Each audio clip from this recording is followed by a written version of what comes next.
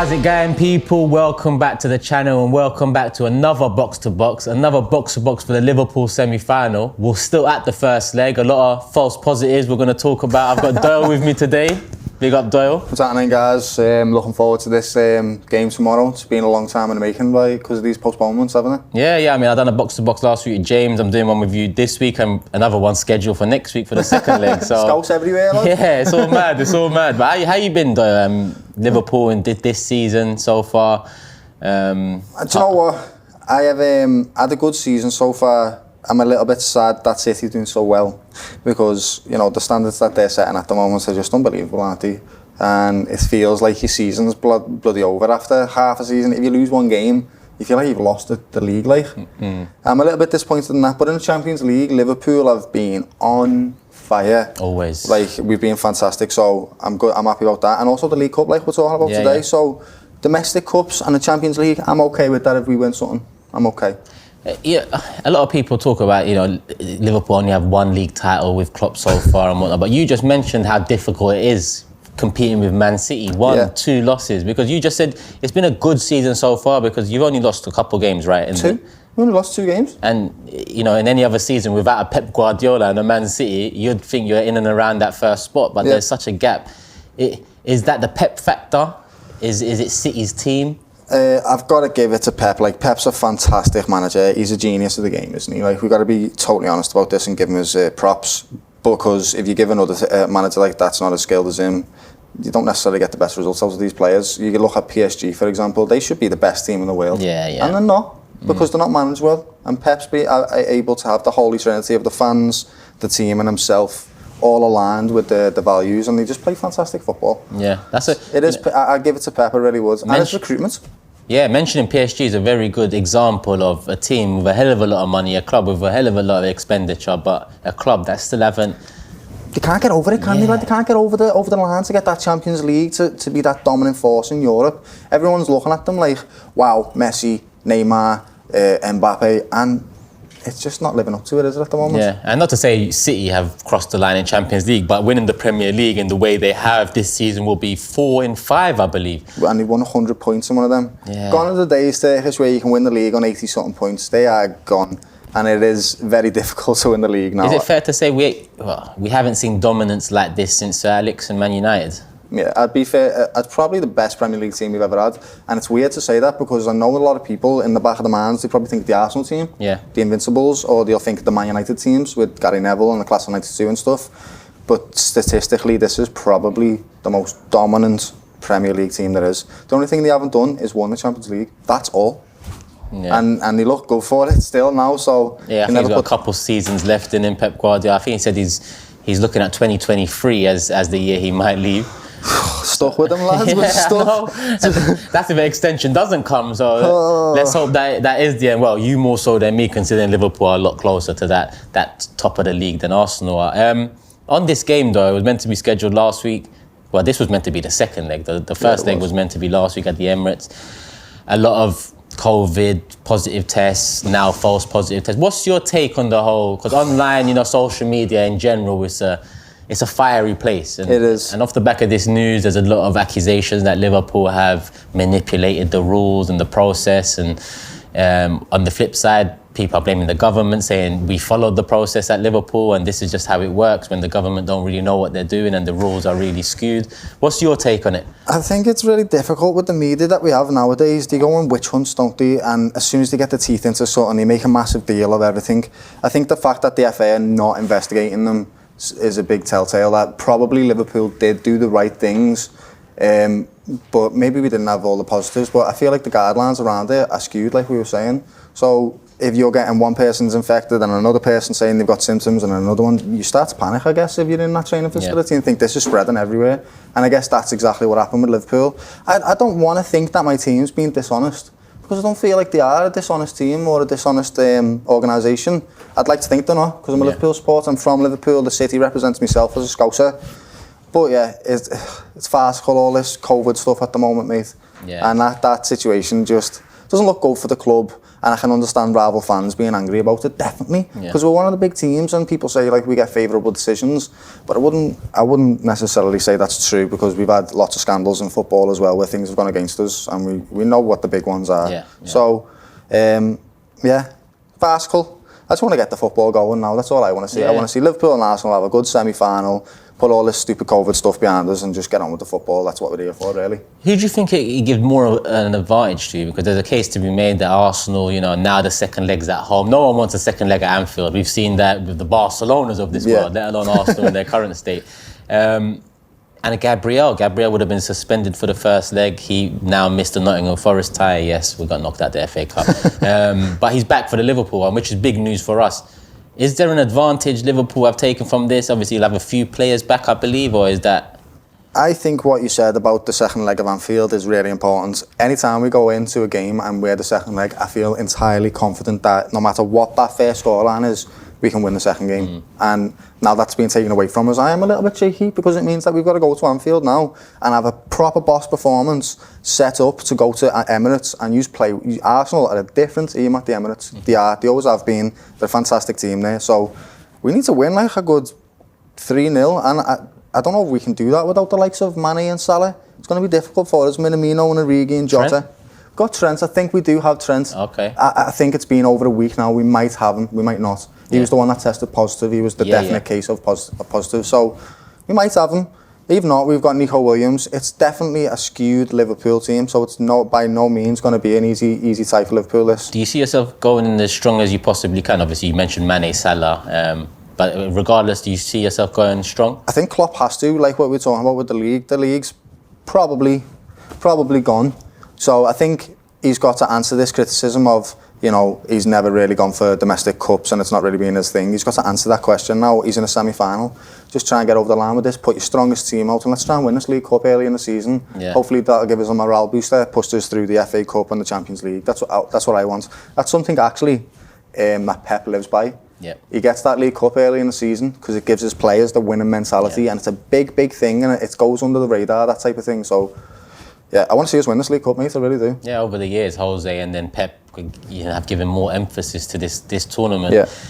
Before them, a lot of people put it to the side, extra games, no reason. Ralph Rangnick this season talked about, is there a need for a second cup competition? So I completely understand your feeling behind that as well.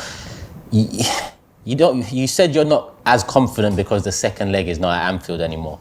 Are you still confident you're going to reach the final? Yes, and I say that just because Liverpool are a cup side. We're famously a cup side, and we've done it even this season against Leicester. We went 3-1 down and come back and won the game in pens. We've had the game against us two in the last League Cup. I think you remember the 5-5, which was just ridiculous. Mad. But again, Liverpool seem to find a way to come out of the top on them games when it's so close and it's well fought.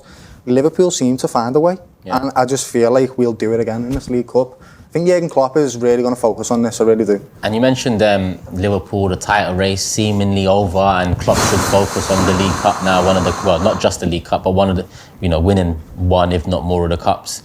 Arsenal, you remind me of how I feel this week in terms of knocked out the FA Cup. Now I think top four, I think we need that at Arsenal Football Club. I think you're not in Europe, you're knocked at the FA Cup in the first round, albeit a League Cup semi-final double-header against Liverpool and potentially a final if that goes well. Can you understand where I'm coming from asking for top four now that we're knocked out of the FA Cup? You're doing well, you've got yourself an identity again and you're beating teams and you're winning games convincingly now. You're not just winning by the skin of your teeth or you're not getting battered anymore. You're playing well. However, top four is going to be very difficult to get this season because you look at Man United, you look at Tottenham are a different team. They might not have been doing the performances that Tottenham fans want to see, but they have been getting results. They have just about been getting them results, and it's because of Conte.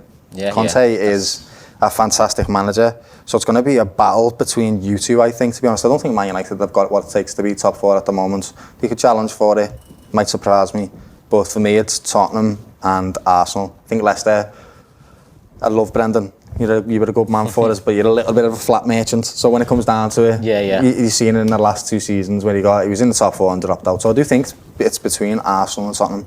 Yeah, who knows? They might do a reverse this year. The last 2 years they've been top four, dropped that last couple of weeks. This season they haven't been top four at all. Who knows? In the last couple of weeks they might be right. come and sneak it in. But yeah, I get you. If you had to stick your neck on, well, actually, let me ask you, stick your neck on the line with Tottenham and Arsenal in terms of finishing fourth. This Sunday there is a North London derby.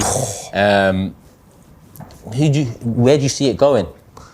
This is the thing about the North London derbies and the North London rivalry, right? Even when Tottenham are well better than you guys, you were just in there, Ed. Yeah. And I don't know what it is about them. They're the biggest flat merchants I've ever seen. You can be well worse than them, but you'll beat them 2-0. Yeah. That's just the way Arsenal and Tottenham is at the moment. It's like the Liverpool and Everton thing. It's like the big brother and the little brother. They just go into it with a different mentality. And because of that, I feel like you'll win on Sunday. Yeah. I do. I feel like you'll beat Tottenham because of it. And I'll just see the gas come out of Conte again because he'll be frustrated. But it doesn't mean to say that I think Arsenal will get top four over Conte. Just simply, it's not Tottenham, it's Conte. Yeah. Conte is a fantastic manager and he knows how to get over the line. Yeah. So I do think that Tottenham probably will get the top four spot. Overall, I think you'll beat them in the ties though this season. Yeah, I mean, behind Pep and Klopp, I put Conte as the third best manager in the league. Probably fourth best manager in the world, and I put Simeone just in between.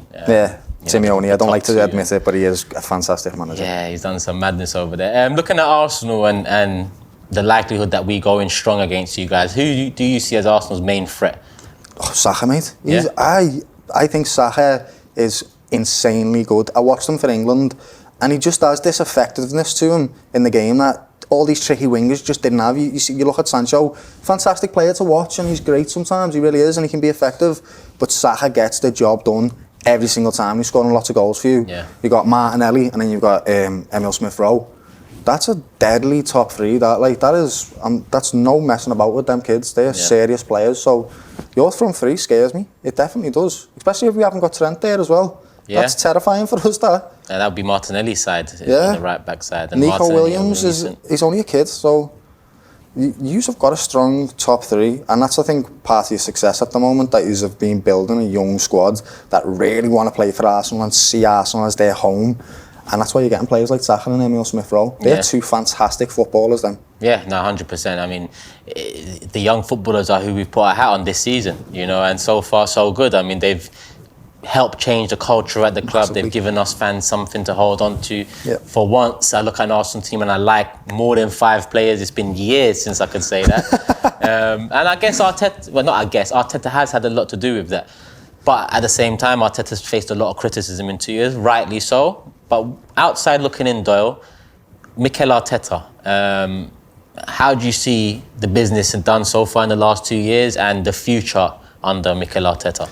I think what Mikel Arteta has done, which other managers haven't done previously, is change the philosophy. And that's why he's had so much criticism. Because to do that, it takes a few years. It does, and you're going to have some bad results in between. But look at all the kids that you've got playing for you. Yeah. Look at all the people that he scouted. You've got Tomiyasu. I don't think he's the best right back in the world, but I do think he's been fantastic this season. Yeah. And that's because of Arteta and his coaching and his recruiting. I think he is the right manager for Arsenal at the moment. We were talking about Pep. That's been his study. He's been the person that he's learned everything from. And you can't learn from anyone better than that other than Klopp. So I think Arteta is doing the right stuff for Arsenal, and I think in 2 or 3 years' time, you'll be right back up there. When Saka's got a bit more experience, you get more players in. You're going to do it. You got Ramsdale in now as well. He was a revelation, isn't he, mate? But my worry though, and you face this as well. I mean, Arsenal face this countless times. And I look at Sterling here, and young players, there comes a point when they start thinking to themselves, I've got to start winning. I've got to start playing in a team that competes. And you said 2-3 years. At the moment, Saka's coming into a summer where he's going to have 2 years left in his contract. And we all know in modern day football, the power turns in the player's favour when you go into 2 years. Yeah, definitely does. That's why I understand, and I think you are right. 2-3 years is probably a fair timescale to say we'll be back to challenging maybe for a league title, potentially. I'm not saying 3 years it's going to happen. I'm saying that's, when you start moving correct as a football club, 3 years is what it should take to bridge that gap.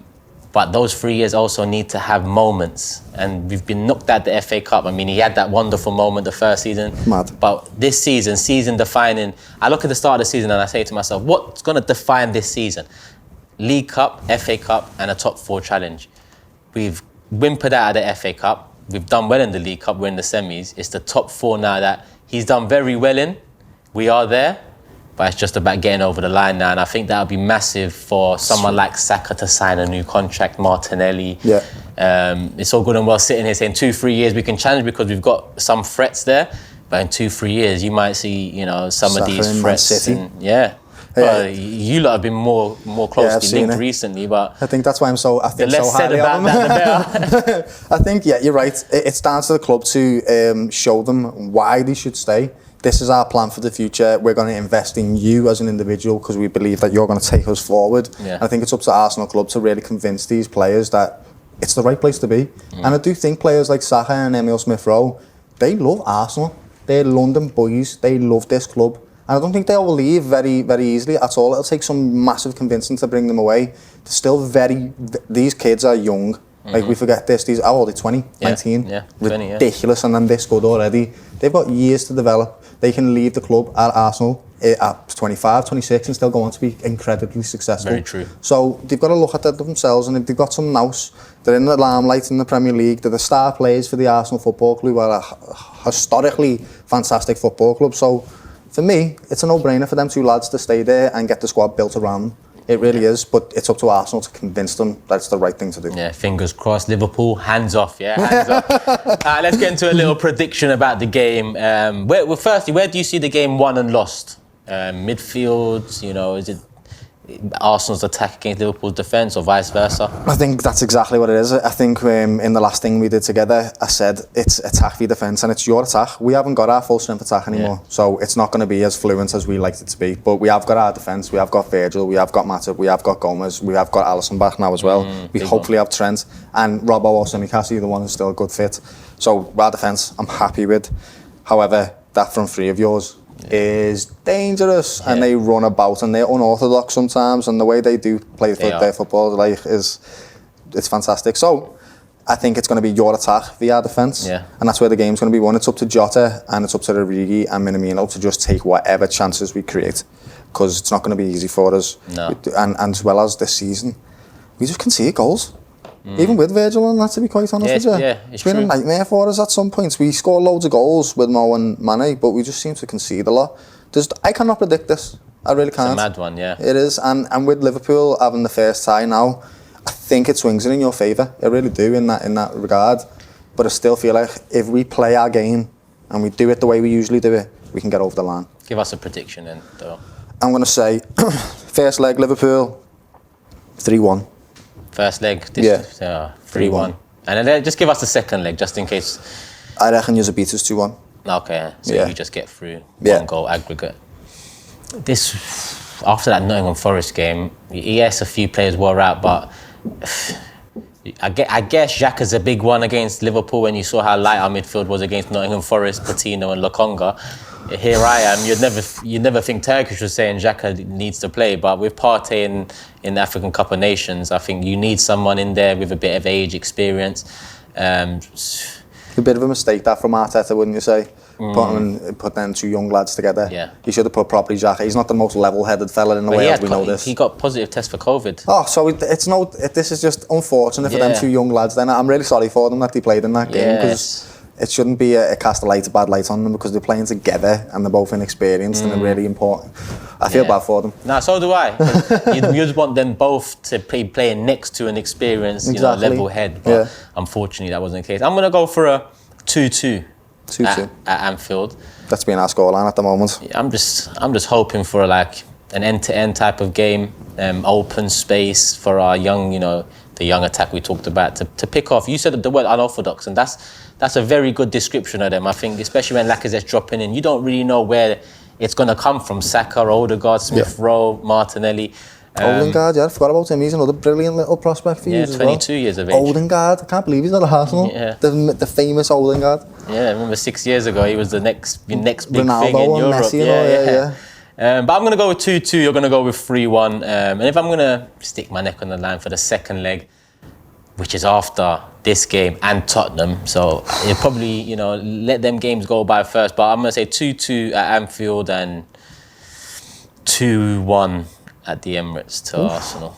Got to back your team. That's the way it is. Yeah, You and don't I go think into a game, if never. Mane, listen, you know me though. If Mane and Salah were playing, you know the predictions I'd be making. Yeah, Mane and Salah, massive loss in my opinion, especially for our threats. They're for unbelievable. Arsenal. Jota is still, Sick, still a he's big sick. threat. But without them two, we're missing a massive part of our whole game plan. Like, they're the two best, most of the best players in the world, mate. We've watched them together and we've both sat there and appreciated this football. You've seen what I'm like with them, lads. So, yeah, it's going to be massive for us. That's why I do think it's going to be your attack via our defence. I remember that DR watch along we did where Mane outside of the big ball and not Mane, sorry, Salah, and then Mane finished it off. I remember your reaction. I just fell over because I just couldn't believe the stuff I'm watching from these two fellas. So it's a shame that they're not there.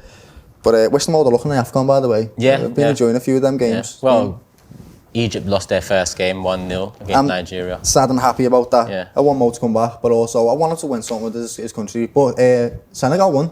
Yeah, Mane Senegal won. 96 Last minute penalty, lad. I was made up for them, lad. And Ghana and Thomas Partey lost their first game 1-0. So we'll see how it goes. But you know what? I'm with you in a sense where you want them to find success with their country because it's such a big thing. Yeah. Where it should be a big thing. Massive. I know it's been devalued over the years, but playing for your country is massive, in my opinion. Doyle, thank you for giving us your time. No problem, 3-1 prediction from Doyle. I'm going 2-2. Let us know in the comments below what you guys think of the Anfield first leg semi-final against Liverpool. Put the scorelines below, lineups, thoughts, all of that, people. And make sure you subscribe to the COP TV as well as social media. So I'm Freestyle DM on Instagram. Find me there doing some footy tricks and that. Yeah, come on, follow him up, man. He does a lot of footy tricks. A lot of, you've been doing it your whole life. So long time. It's something you love. Yeah, I've been doing kicking footballs for a very, very long time. Go to schools and that, teach kids. Constantly on the football pitch, mate.